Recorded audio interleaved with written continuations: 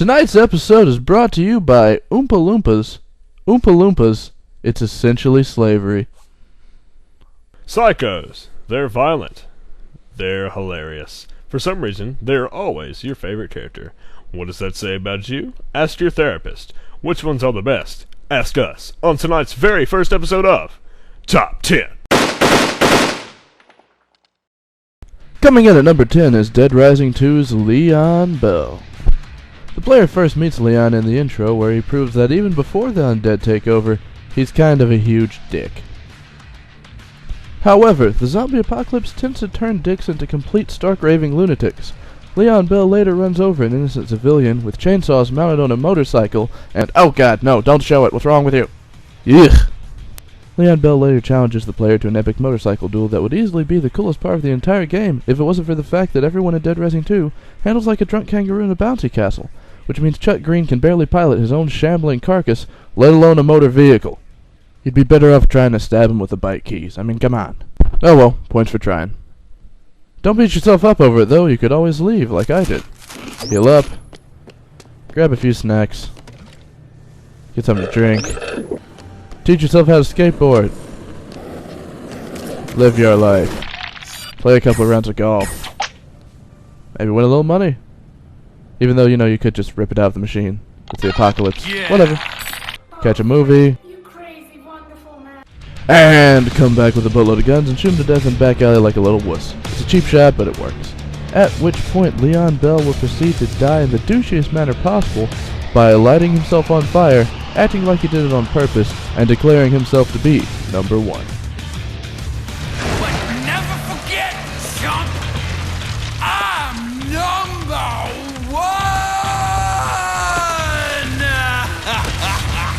And Chuck will make a lame pun. Yeah, you're on fire. Yup, there it is. Number 9, Sir Cadwell from Elder Scrolls Online. In the Elder Scrolls universe, Cold Harbor is a realm teeming with torture, monsters, suffering, and is ruled by the demon overlord, Molag Bal. It's like hell, but cold. So it's like Skyrim!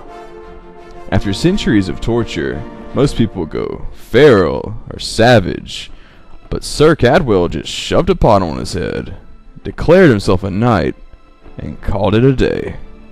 He has become so accustomed to the place that he doesn't even understand the concept of fire that doesn't freeze you to death, and is voiced by Monty Python comedy legend John Cleese, seen here conquering nature with his sheer awesomeness.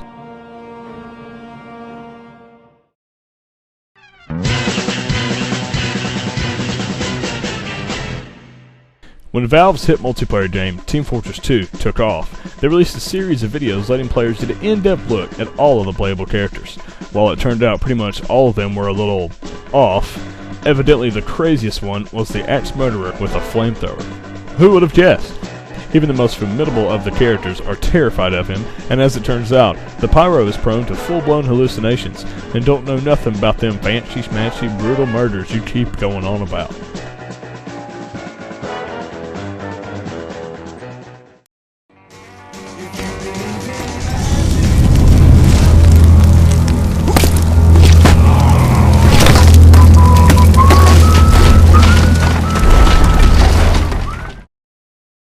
Number 8 is Krieg from Borderlands 2. I have the shiniest meat bicycle! Borderlands 2 already comes stock with 4 awesome badass characters, but then 2K Studios saw fit to release an equally awesome 5th character, one that we don't actually have any footage of, so here's a doodle from the intro to the game. But then after that they decided to release Krieg the Psycho. Now when I say release, I don't mean, oh hey, we've been working on this cool piece of downloadable content, some people might enjoy it. No, I mean release as in, oh hey, I just found a key. Looks like it goes to the tiger cage. Let's see what happens. Psycho isn't Krieg's class, it's his one and only defining characteristic and entire lifestyle. His heads and skins all sound like something a hobo would yell at you, and all of his perks have some kind of crazy side effect, like occasionally you'll smack yourself in the face with an axe, or, oh, hey, you have to be on fire for this one to work. Since there's actually next to no in-game lore on the character, 2K Studios released a video to explain a little bit of his background, in which we learned that he has a split personality. One side just butchers people relentlessly and screams whatever nonsense pops into its head, I powdered my cockatiel for the ribcage slaughter. and also a second, more rational side that works as Krieg's moral compass and stops him from being just another psycho out in the middle of the wasteland. Remember back when we were sane? She can taste the bloody hatred. Guess not. All in all though, Krieg's just a bandit-killing badass. Before we finish this entry up, let's see if Krieg has any closing remarks. Whatever you do, do not scream the word poop at the top of your lungs. I'm the conductor of the poop train. Number 6, Sander Cohen. Bio. Shock. Okay. Come on, you can stop now. Anyone who's played the first BioShock will remember Sander Cohen as the critically acclaimed, homicidal, rabbit-obsessed artist of Rapture who blows people up with pianos. He's done music, paintings, sculptures, and he's even appeared in a few posters. Invite Sander Cohen into your home. No. Under no circumstances are you to invite Sander Cohen into your home. He'll stay for days. He won't leave. You can't kick him out. He'll eat all your food. He'll clog up your toilet. And he won't even try to fix anything that he breaks. And there's one more thing. What is it? Today he's a murderer? Oh, he's a murderer! Sorry about that. In the original BioShock, Sander has you murder former associates who slightly annoyed him and take their photographs for his final masterpiece. It might seem that all of his insanity is caused by the genetic altering atom all the cool kids in Rapture are doing nowadays, but BioShock Infinite's expansion, Burial at Sea Part 1, just a time before everyone was mutated beyond recognition. Here we see Sander electrocute people for art, then electrocute you immediately after you find out he funds his art with kidnapped children. Don't worry though, you eventually get to wrench the life from his body. Get it?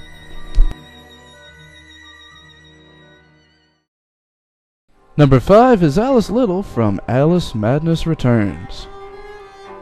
American McGee's Alice series is filled with all kinds of insane characters, many of which could have earned a spot on this list. Why isn't one of them here instead of Alice, you might ask?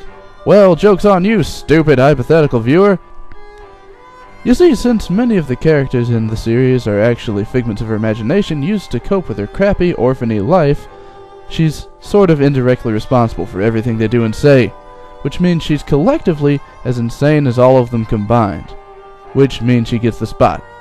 Which means shut up. I don't care how cool the Cheshire Cat's lines are.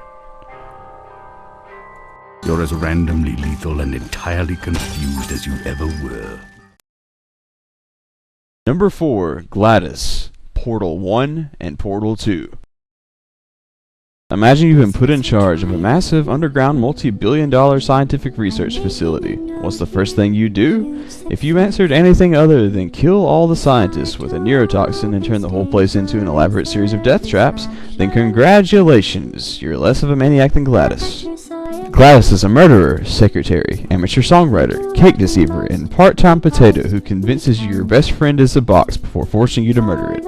Rest in peace, little buddy. Except the ones who are dead. Number 3, The Joker, Batman Arkham series. The Batman universe is famous for all of its terrifying and insane villains, but the Joker stands head and shoulders above the rest. Arkham Joker has all the savage brutality of the Dark Knight Joker and all the classic style of the cartoon Joker, so I guess he's the comic Joker. Which, I mean, it turns out to be a good thing. And he's voiced by Mark Hamill. Seriously. Throughout the first game, the Joker mostly just tries to kill people. Mostly. But in Arkham Origins, he really hits his stride, killing this bank manager, his own goons, this guy, this building, and all the people Batman just sorta finds in his wake. The same game also includes a mission where you can see things from a Joker's point of view.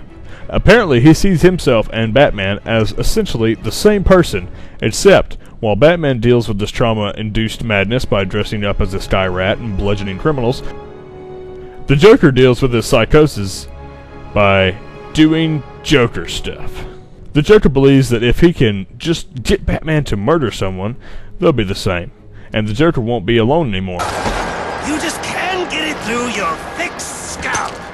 Ugh. We both exist because of them. Which is actually a little sad, you know, if he wasn't a murderous clown. But you of all people should know there's plenty wrong with me. Number 2, Trevor Phillips, GTA 5. The first time Trevor appears in-game, he stomps a guy to death for politely suggesting that having sex with his girlfriend wasn't an okay thing to do. From then on, he was the more unstable of the 3 playable characters. No boundaries, no sense of when to back off, no nothing. 24/7 insanity, day in, day out, all the time. There's even an entire mission involving Trevor mowing down hordes of imaginary clowns. Like all the characters, Trevor has certain missions that can only be played by him. Franklin might steal a car, Michael might rob a bank. Trevor got rampage missions which revolve around Trevor slaughtering insane amounts of a random group of people for poorly defined reasons, like these rednecks. Give me a sip of that. What? Come on! These gangsters. You say, amigo? Where you from, Bato? It's none of your business, huh? Okay? Hey, it's a slight accent! I'm putting the Vagos out of business. More gangsters. I'm talking to you, Who else you think I'm talking to, homeboy? I'm getting bored of this. What? It's not legally if you do not penetrate. The entire U.S. Army. Don't even say it like that! There's a moose loose about the who's. You Hoosier, hey? Oh, what are you gonna do? Waterboard me? And for some reason, a curiously well-armed battalion of hipsters. Hey, what the I find your t-shirt more than a little offensive. Oh, you think you're so superior? What we're saying here is, Trevor has some serious anger issues to deal with. You disrespectful pricks!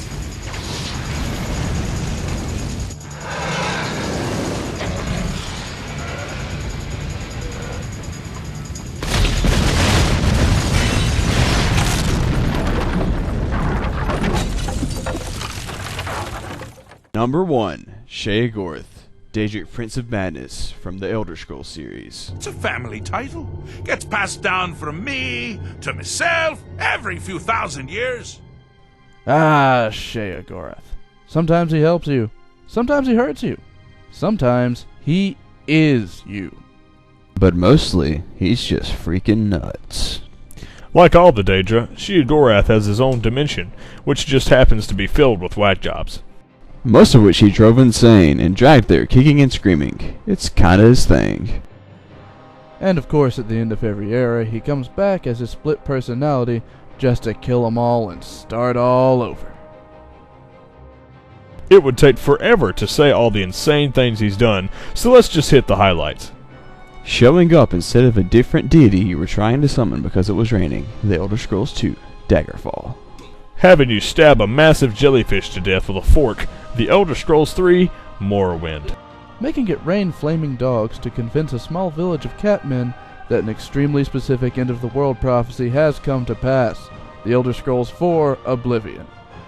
Creating a staff that makes 4 constantly responding stamps following the wielder around until they go insane, also Oblivion.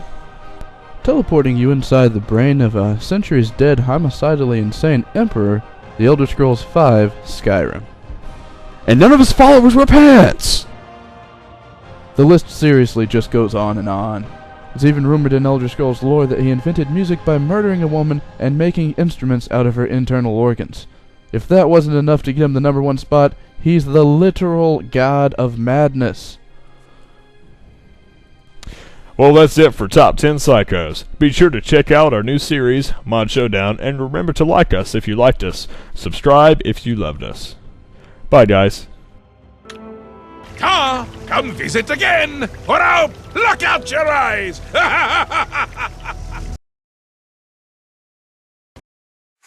burned down for what?